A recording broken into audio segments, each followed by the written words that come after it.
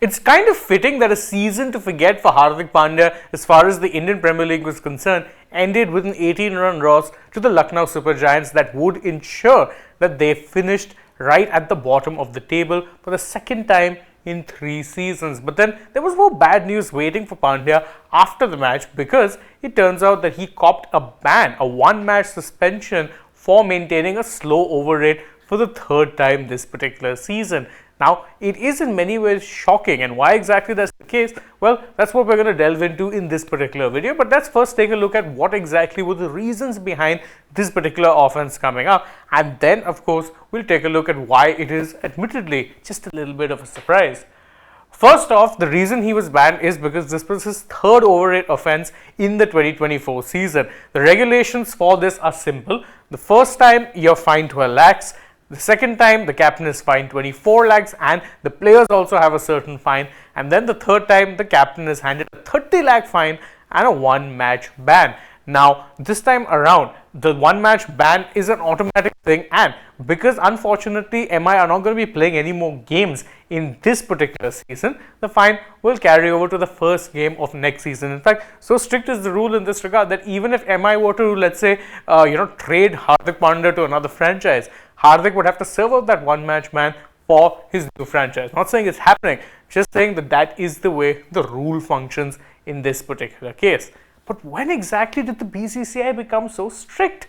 I mean, this is the 2nd time you've seen a captain cop a fine or a ban in this particular case for slow over rates in the same season. When have you seen that happen before? Absolutely never, because more often than not, captains would have end up somehow evading the bans. They'd get a first fine, they'd get a second fine, but then come the time of the 3rd fine, things would go suspiciously quiet.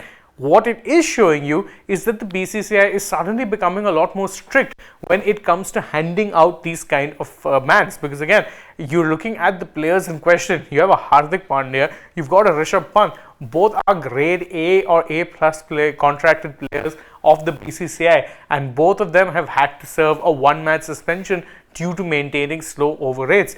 Where exactly is the strictness coming from?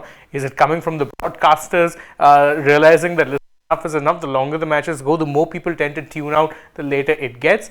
Is it simply the case of the BCCI cracking the whip finally and saying, listen, we need to respect the time of people, and if players aren't going to be taking that into account, then maybe, just maybe, we need to show them who's boss, and we need to be meting out these fines. I'd say it's probably a bit of both, but it's also a case of the BCCI wanting to ensure that they appear as if they are doing something. I, for one, would be very interested to see if a top star player, say a Virat Kohli or Rohit Sharma, these kind of players end up copying any kind of ban. Now, of course, I know neither of them are captains right now, but that's not to say questionable behavior cannot happen in that instance. In the past, you've seen a lot of captains get away with it. Pant himself, got away with it in 2022 when he called back the players.